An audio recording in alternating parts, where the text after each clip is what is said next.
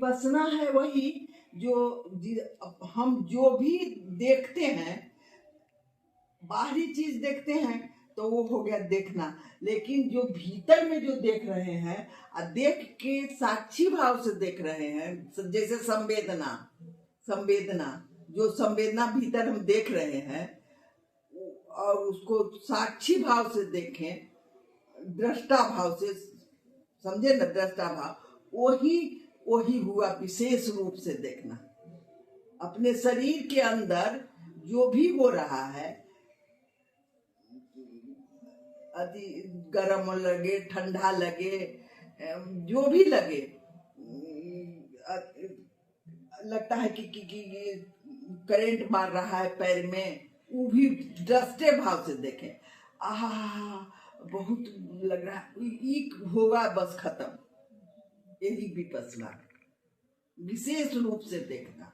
तो ये बुद्ध भगवान बोले थे, भगवान बुद्ध इसको बोले। भगवान बुद्ध तो अपना जो ज्ञान प्राप्त हुई सो तो हुई, लेकिन ये एक समाधि या साधना एक उनका था, भगवान बुद्ध का किया हुआ था विशेष विपස්සना, जो साधना जो एक तरह से ध्यान हुआ, साधना हुआ।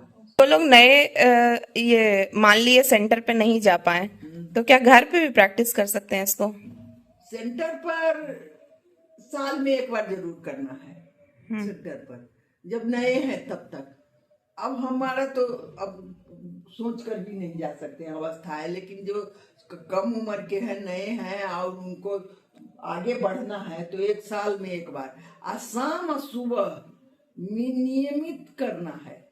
अब कहीं कोई बीमार हो गए, कोई पार्टी फंक्शन में जाना है, कोई इमरजेंसी है, उसमें अलग की है कि घर पे जो लोग करेंगे वो कैसे करेंगे बताइए? वो उसमें है कि एक आप चौकी रखिए या एक आसन एक जगह एक कोना के अंदर, जो उसमें चप्पल वगैरह न जाए, और उस पर गद्दा रख दीजिए और रख के चाहे एक रूम में रखिए उसके लिए, और जैसा सुविधा आपका हो। अगर नहीं इससे भी बढ़ करके नहीं हो तो अपना बेड पर सो रहे हैं, अकेला जो सो रहे हैं, किसी के साथ सो रहे हैं तब ना, अकेला जो सो रहे हैं तो उस पर एक गद्दा आप रखिए, चाहे एक कपड़ा रख दीजिए और सुबह उठिए पर नित्य क्रिया करके, और नहाने का स्नान करने का इसमें कोई अथी नहीं है। अब बैठ करके आप पालथी लगा के तकिया रखिए, अगर इसे माने असुविधा हो,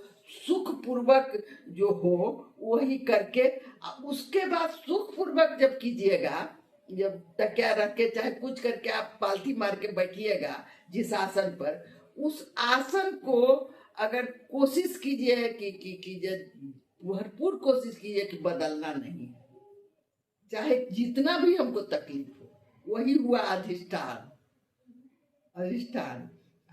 आप बेड पर भी कर सकते हैं, लेकिन अकेला सुतिए तब, अपना एक वो अकेला बेड हो जिस रूम में कोई न हो तब अपना उस पर, नहीं तो एक कोना में या नहीं तो एक रूम रखिए, जैसा अपना सुविधा के अनुसार, लेकिन शाम सुबह करना है। खाने पीने पे भी कुछ परहेज है क्या?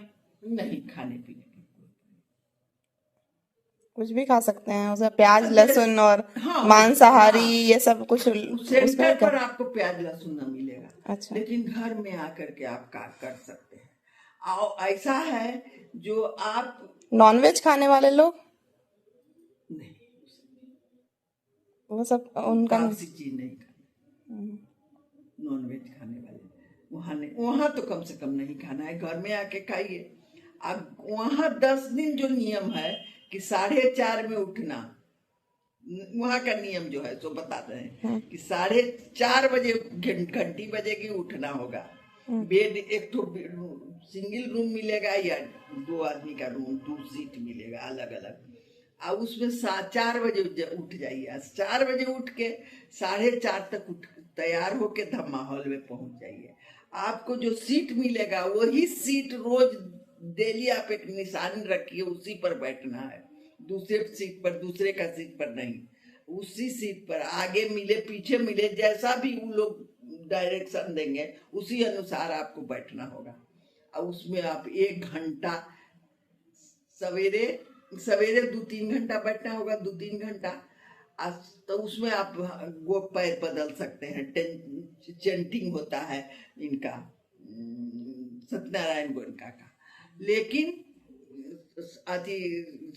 और अधिष्ठान के समय जो 8 से 9 होता है, उसमें आपको नियम तो यही है कि पैर नहीं बदलना, लेकिन बदला जाता है तो क्या करे, बदला। अब दर्द इतना न दर्द होने लगे, बहुत ज्यादा दर्द होता है, असहाय दर्द होता है।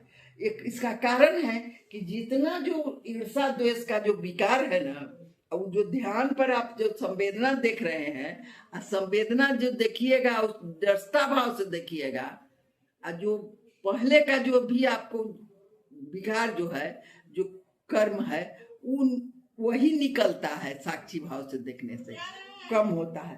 तो वो नीचे नीचे आपको नीचे मुँह गिर निकलेगा, तो वही दर्द